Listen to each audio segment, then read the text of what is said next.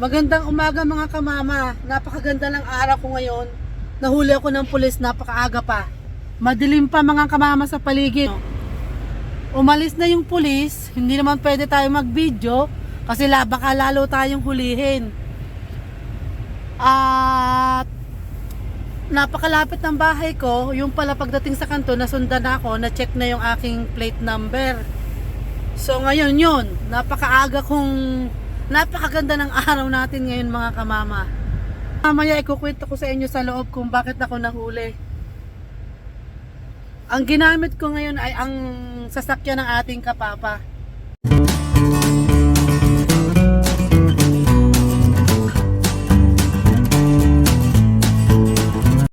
So kailangan kunin ko yung bag natin dyan. Pasok na tayo. Wait lang, patayin pala natin ang makina. So yan, nahuli ang Tacoma natin. Bali doon sa kantong yon nahuli na ako. Nag-ilaw-ilaw na yung pulis. Doon pa lang parang nagkaroon ako ng inilawan na ako, pero malapit lang. Hindi ako nakapag-decide na tumigil agad dahil etong side na to is four-way stop. So dito lang naman tayo magi-stop kasi malapit lang yung school. Nag-decide na ako na dito ako mag-stop. Hindi naman ako tatakbo dahil dito lang naman ako sa school. Baka pag hindi ako nag-pull over doon sa side na yon, isipin ng pulis na baka tumakas ako, pero hindi. Slowly naman yung takbo ko. So at least at dito lang naman talaga ako mag-stop. So yan, nahuli ang ating si Tacoma ngayon. At yun na nga, ikwento ko sa inyo sa loob kung bakit.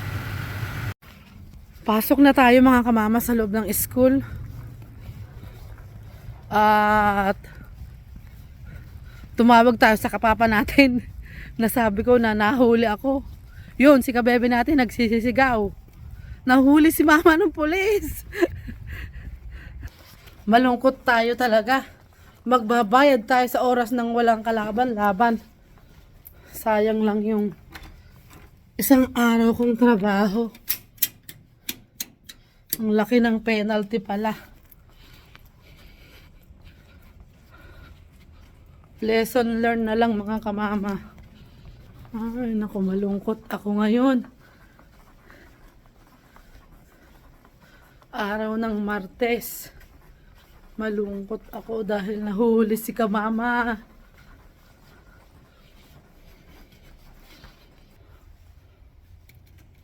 Buhayin muna natin ang mga ilaw.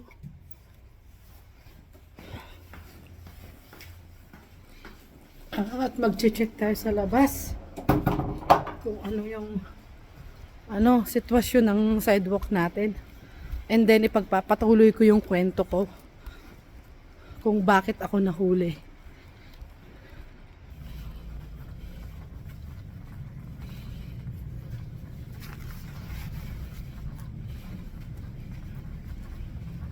Wala pang tao, ako pa lang. Mga 7:30 pa papasok ng mga teacher. Susi natin. Lock ko pala yung pintuan ko. Hindi ko pala na i-unlock sa loob. So yan, nandito na tayo sa loob, sa kwarto natin. Pero mag-check muna ako sa outside at mamaya ko ikukwento. Sige, mag-check muna tayo.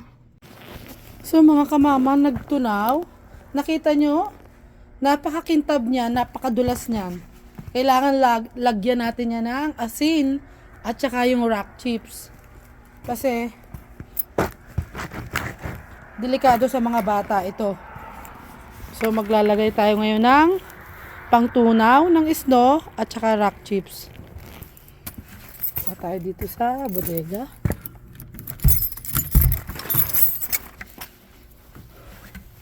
Parang ilaw. So ito yung mga rock chips natin nilalagay. At imimix natin yung ice melter.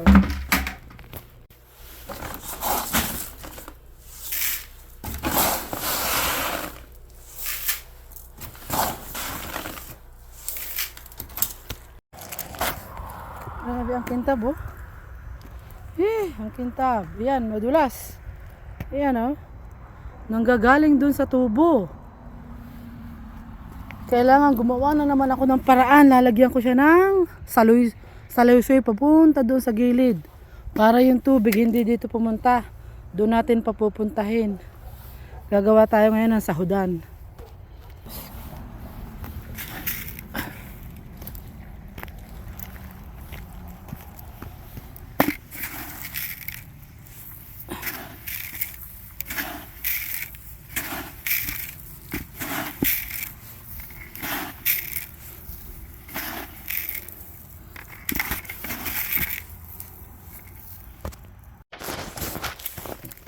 Oh, hindi naman lahat madulas. Yung lang salusoy.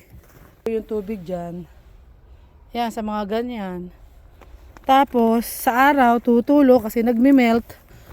Pagdating naman sa gabi, lalamig. Yun. Mag-a-ices siya. Kaya talagang ilalagay ko na uli yung ginawa ko dati na timba na may kasamang tubo. Para doon ko ilalagay yung tumutulo sa mas malayo, hindi dito sa daanan. So yan o, kitang kita nyo ang kintab, madulas yan, grabe, madulas. Ito ang delikado sa mga bata, kaya ito yung importanteng inaabangan namin tuwing umaga. Gumawa tayo ng bucket na may butas, nilagyan natin ng hose. So yan, ilalagay natin doon sa harap, doon sa tumutulo. Diyan sa mga ganyan. Sasahod natin yung timba para hindi dumaloy sa harapan yung tubig. Dapat 4 na timbang gagawin natin, kaya lang wala na yata akong tubo. Nayuyos ko lang naman to kapag nagme-melt yung snow.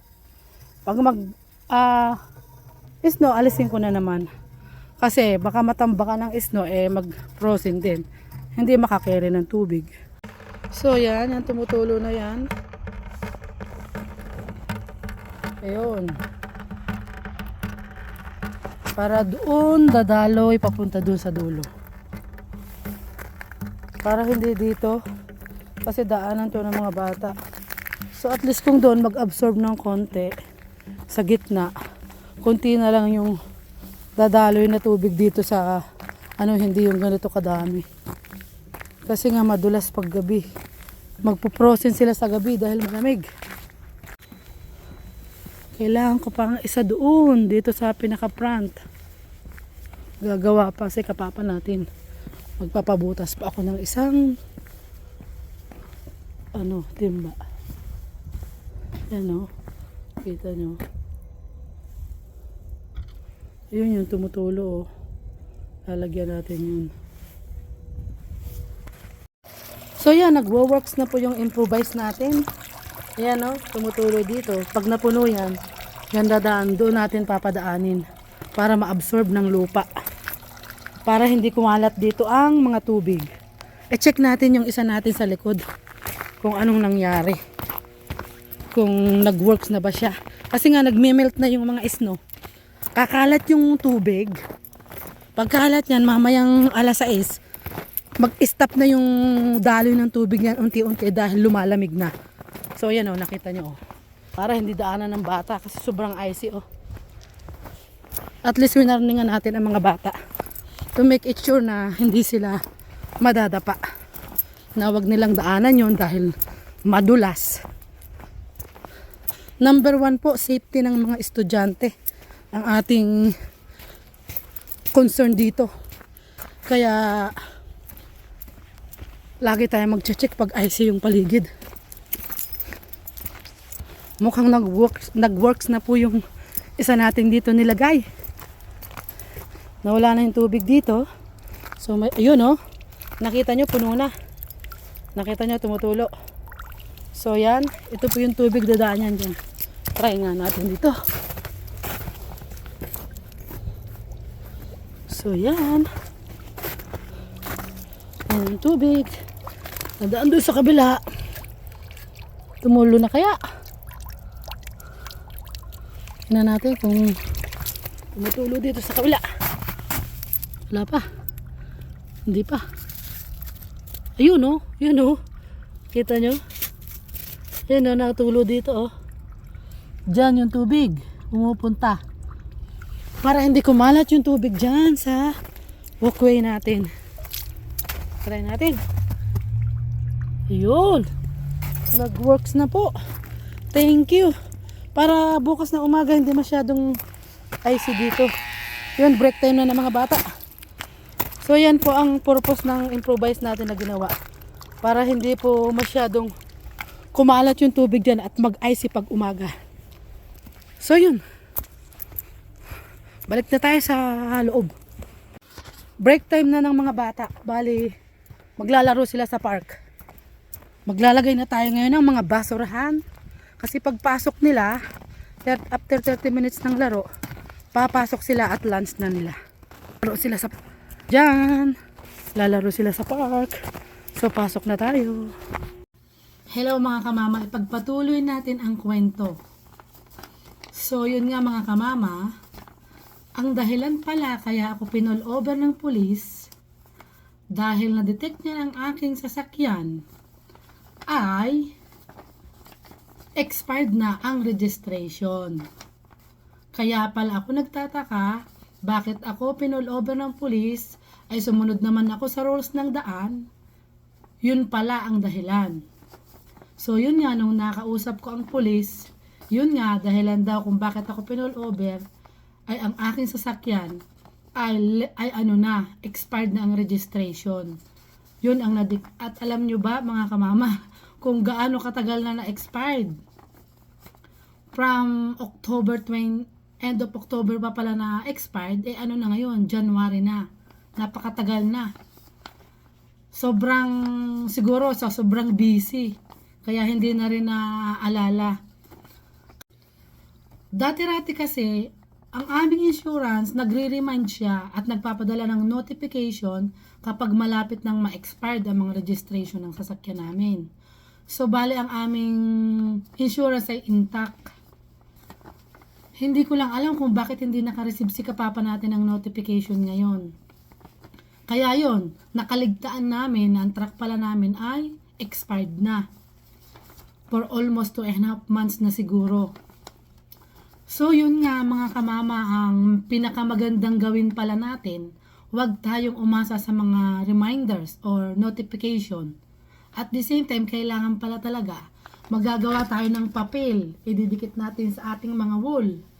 At doon ilagay natin sa mga reps, sa harapan ng rep, lagyan lang ng tusok.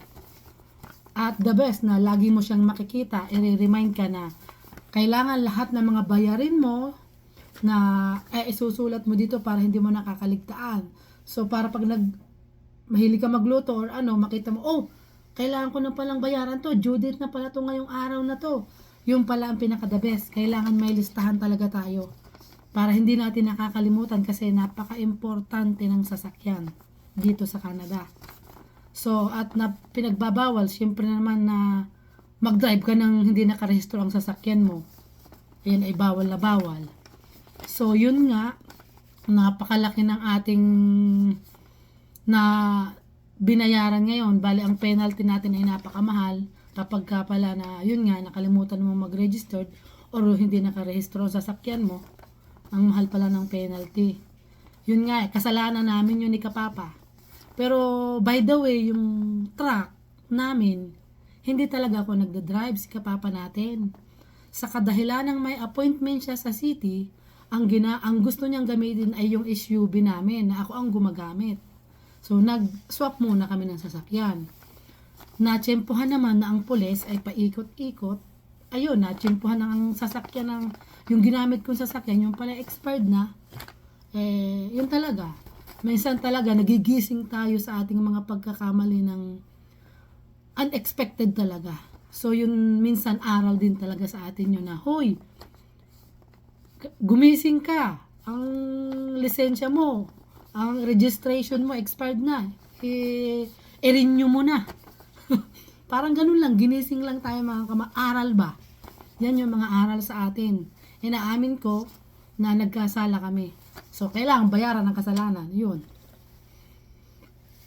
So, yun nga, wag tayong magtitiwala sa puro notification at reminder. At the same time, kailangan din tayong may sariling reminders sa sarili natin.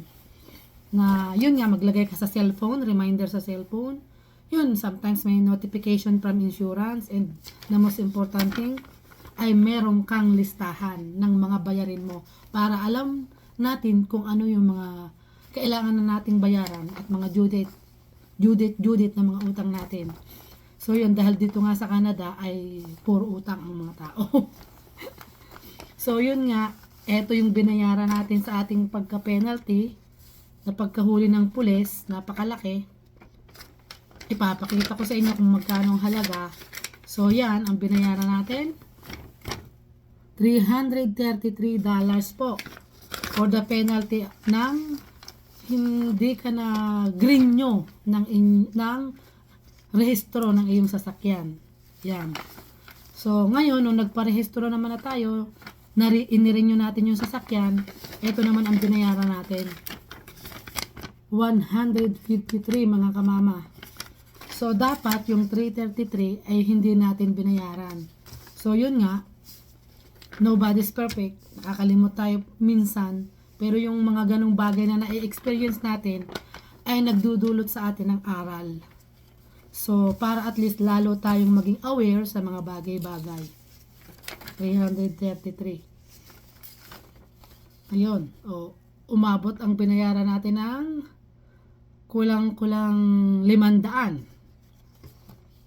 Dapat ay wala pang 200. Pero yun nga, minsan may mga bagay na binibigyan tayo ng aral para lalo pa tayo mag-improve.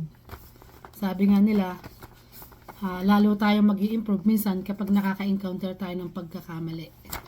So, yun nga mga kamama, bali, napakaaga nga ng ibinungad sa atin, wala pa tayo sa trabaho. Nasa bungad pa lang ng trabaho ganun na agad. Pero, ganun pa man, masakit man or malungkot man ang naramdaman ko nung time na yon, pero inisip ko, kasama sa buhay to. Aral to. Kumbaga parang para sa susunod, lalo pa kaming maging aware sa lahat ng bagay. So yun nga, maging positive pa rin tayo. Nakaka-encounter ng mga bagay na hindi natin kagustuhan pero darating. Basta ang mahalaga, lagi tayong matatag. Think positive pa rin lahat ng bagay. So yun nga, ang maipapaabot ko sa inyong kumbaga aral na natutunan ko ngayon sa na-experience ko na to. Bali mga kamama, first time kong mahuli ng pulis. Wag naman sanang mauulit, Lord. Wag po akong pababayaan. Sana na to, kumbaga, wag naman po. Kumbaga, first time ko to mula nung dumating ako sa Canada. Yun na nga nakalimutan lang po ang pag-renew ng rehistro ng sasakyan. Kaya yun ako na penalty, nahuli ako ng pulis. So, penalty. So, yun lang po, hindi ko nakakahabaan at medyo napakahaba na yata ng kwento ko. Basta, ganun pa man, think positive pa rin tayo mga kamama. Happy lang, nagbayad naman na tayo. So, yun lang mga kamama. At basta, ang mahalaga naman, lagi tayong healthy. Lagi tayong smile, happy and healthy mga kamama. Yun pa rin ang ating laging araw-araw na dasal sa may kapal. So, yun lang mga kamama. Thank you for watching. Kay Kamama Pau Vlogs. At huwag niyong kalimutang mag-subscribe. I love you all mga kamama. Bye-bye for today.